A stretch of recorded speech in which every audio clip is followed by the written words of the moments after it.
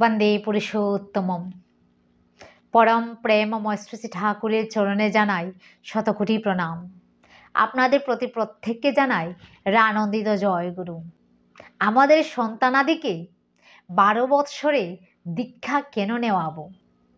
বর্তমান যুগে যে পরিস্থিতি চলছে, আমি নিজে দেখেছি স্কুল লাইফের ছাত্রদের, কলেজ লাইফের ছাত্রদের, ইউনিভার্সিটির ছাত্রদের রাস্তায় দাঁড়িয়ে সিগারেট খাচ্ছে, নেশাগ্রস্ত হয়ে পড়ছে, জীবনে ভুলভাল স্টেপ নিয়ে জীবন ধ্বংস করে ফেলছে।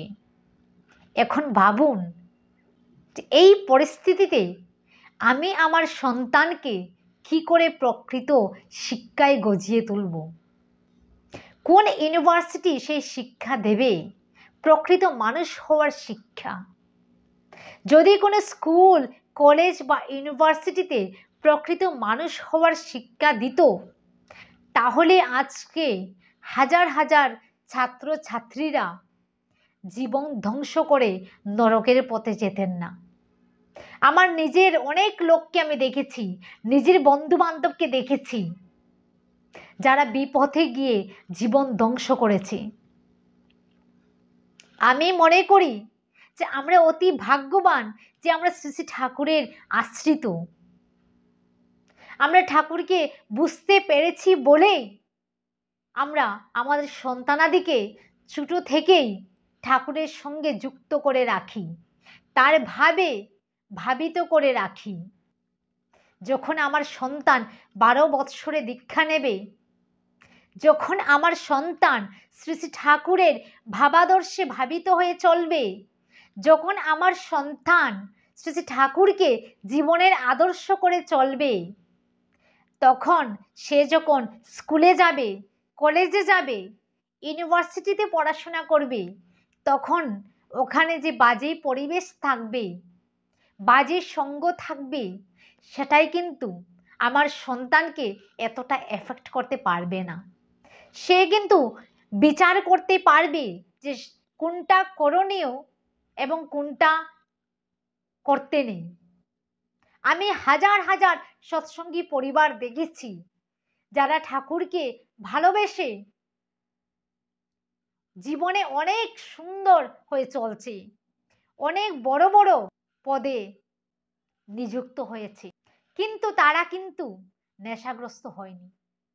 তারা কিন্তু রাস্তায় দাঁড়িয়ে সিগারেট খায় না। আমার সন্তানকে যদি আমি ছোট থেকেই তার মাথায় ঢুকিয়ে দেই যে ঠাকুরই হচ্ছে তোমার পরম আপন, আমরা দ্বিতীয়, প্রথম কিন্তু তিনি। আমরা যদি আমার সন্তানকে বলি যে আমার মধ্যে তো প্রচুর গলদ আছে, তুমি আমাকে দেখে চলো না, তুমি ঠাকুরকে দেখে চলো, ঠাকুর কিরকম চলতেন, কি করতে বলেছেন সেটা তুমি করো। এইভাবে যখন আমার সন্তানকে আমি গড়ে তুলব, যখন আমার সন্তানকে বুঝিয়ে দেব যে ঠাকুরই হচ্ছেন তোমার প্রধান আপন, তাকে তুমি কেন্দ্র করে চলো, তখন কিন্তু আমাকে, আমার সন্তানকে নিয়ে আর ভয় করতে হবে না। সে কিন্তু সঠিক দিশায় যাবে, সে কখনো ভুল পথে চলবে না, এতটুকু নিশ্চিত। যদি বিশ্বাস না হয়, আপনি একবার সৎসঙ্গ জগতে গিয়ে দেখেন, সৎসঙ্গীদেরকে দেখেন, প্রচণ্ড ছেলেমেয়েরা রয়েছে, প্রচণ্ড ছাত্র ছাত্রীরা রয়েছে, যারা খুব সুন্দর জীবন যাপন করছে।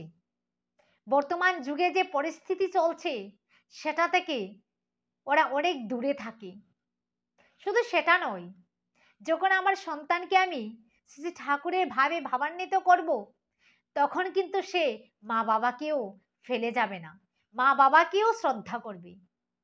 কারণ আমার ঠাকুর সেটাই শিখায় যে প্রথমে মা বাবাকে শ্রদ্ধা করতে হয়, সারা জীবন তাদেরকে ভালোবাসতে হয়।